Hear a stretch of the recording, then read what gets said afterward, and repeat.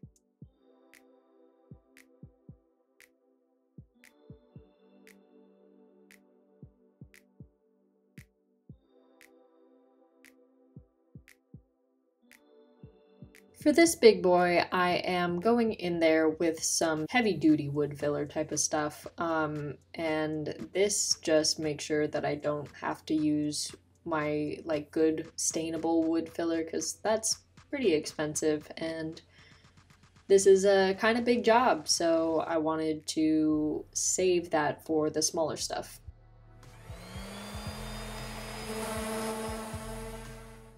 For the sanding on this piece, I am going to be doing pretty much a scuff sand for the entirety of the piece. There are going to be some spaces and little places that I want to get down to the raw wood, but I just really wanted a nice soft finish, so I'm going in there with a 220 grit sandpaper and just getting all of the little dinks out. There's a lot of little dents and chips in these pieces, especially in like the little corners and everything, and so I just really wanted to go in there and kind of buff them all out and make for the smoothest finish as I possibly could.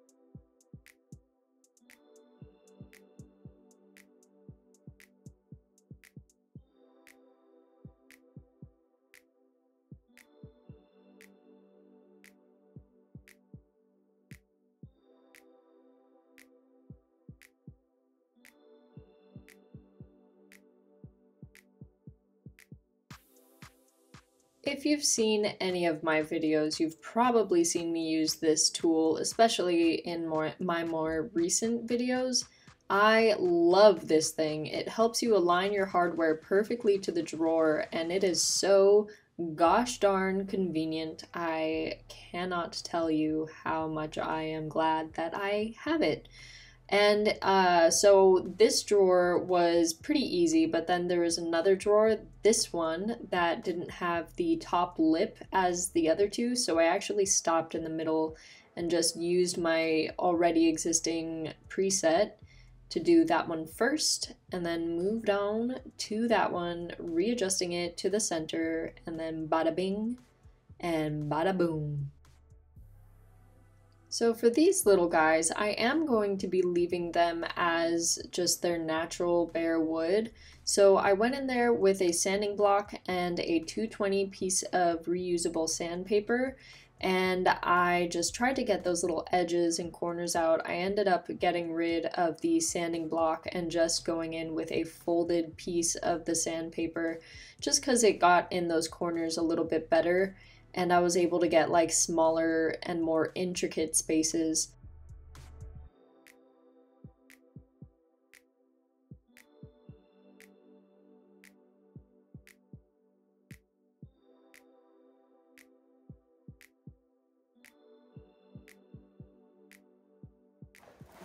Sorry, but also not sorry. I love watching this. I don't know why. I just find it so satisfying. And whenever I watch somebody else's videos and I see them doing this, it makes them look 10 times more professional than I already thought they were.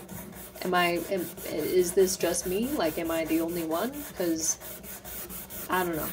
I feel like that's weird, but also I love it. Alright, so now that we're done with the dirty work, we're gonna clean this puppy off one more time, and I like going over my pieces with a vacuum before I get started with a wet cloth. And this way I know that the majority of the dust is gone, but I still make sure to go over it with a damp cloth with just water, nothing crazy, and get all of the residue and leftover dust. And this is the reason why we do it. Gross. But now we're finally moving on to the tape, my favorite part. I don't know why, I love taping stuff off and I love peeling tape off. It's just so satisfying to me, and to know that those pieces that I tape are going to be completely clean, just, I really don't know how to put it. It just, does something for me in a great way. But yeah, so I'm taping these guys off, making sure to get as close to the edge as I possibly can, because I am going to be going in there with a paint sprayer, so I need to get as close to the trim as possible and make sure my edges are nice and straight. And once I have all my tape set where I want it to be, then I'm going in with a razor and just making sure my edges are straight and clean and cutting off that excess tape.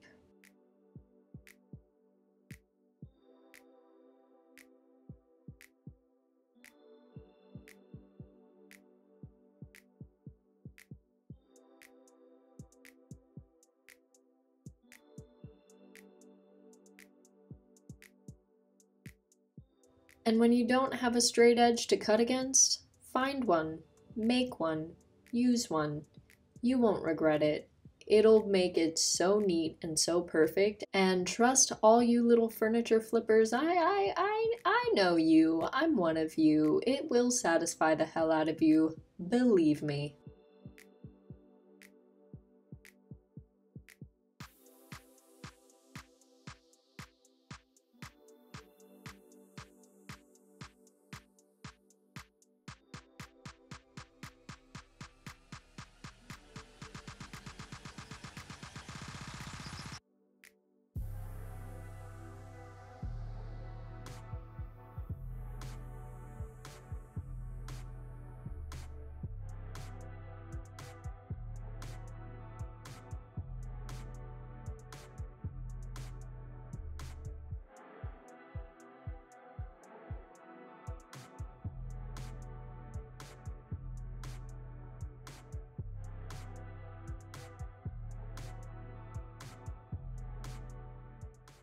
To guarantee that this piece is going right where I want it to be, I measured the bottom part of it and then also measured the back part of it just to make sure that they were the same exact distance from the edge of the trim.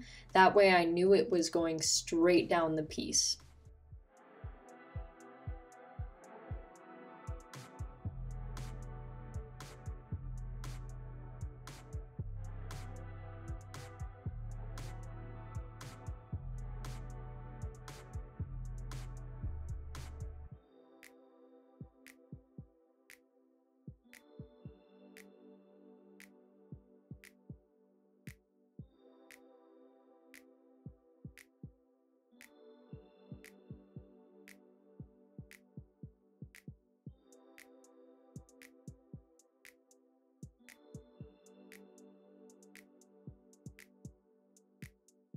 With long edges like this one that I'm taping off here, I like to take my time and go bit by bit because with long pieces of tape, they tend to kind of warp and bend and start going off in a different direction when you stretch them on one side in particular.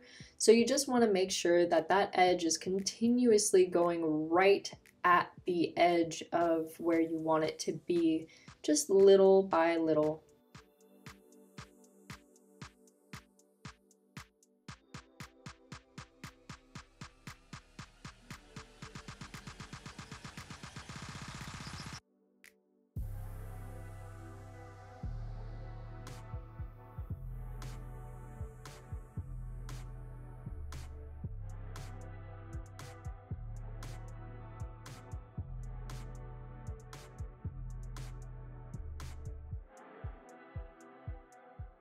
Now, the moment you all have been waiting for.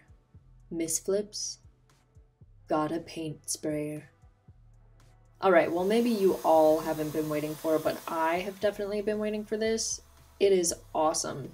So when you first get a paint sprayer, it's best to try it out on something else besides a piece, you know? I just happen to have this ginormous box that I got from a bed frame package. So I just practiced on this a few times and got a hang of it, and then I remembered that the instructions tell you not to, you know, windshield wiper it. They tell you to like go even and keep the same distance from side to side.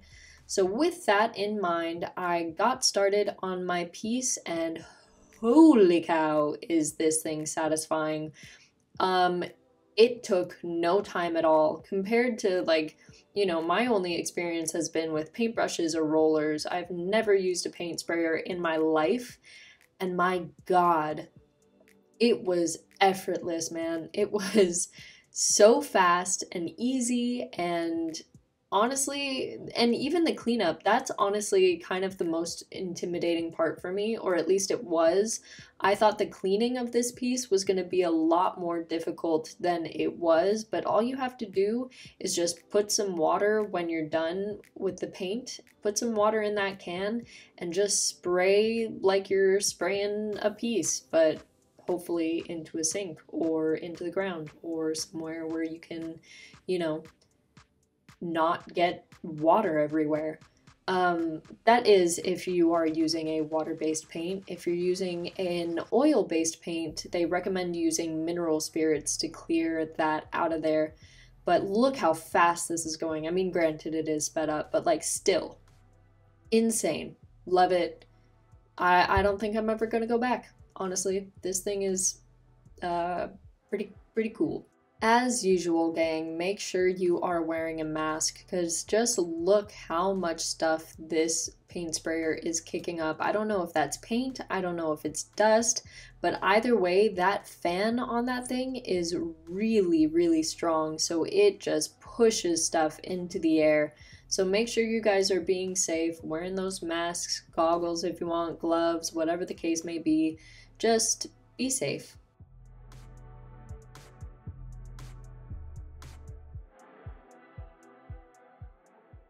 And here is just a little sneak peek for you guys. I have been wanting to put monsteras on a piece for a while, and here's a little SketchUp I came up with. I'm gonna do some golds and greens and kind of blend it in with the black. I am extremely excited, and just as a reminder, that is coming out part 2 on Halloween Day, the 31st. So stay tuned for that, and yeah.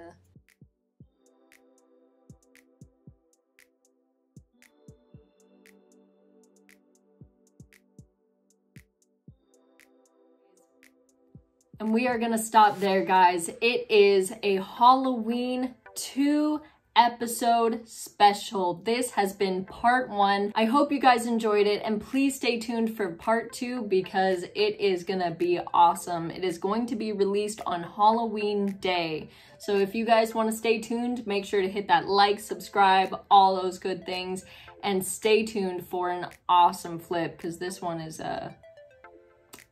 gonna be great. Make sure to go watch the other Flippers challenge videos. They are awesome artists. We have some amazing talent in this group. So please go to my playlist. I have it on my profile. I also have the links to all the videos in the description below. So if you guys want to see them, you better go watch them because they are awesome. That kind of rhymed. I didn't realize that until I said it. Woo! There is also so much more to come. I have more videos coming out for you guys next week, so stay tuned. Thanks again, and stay flippin'. Mwah!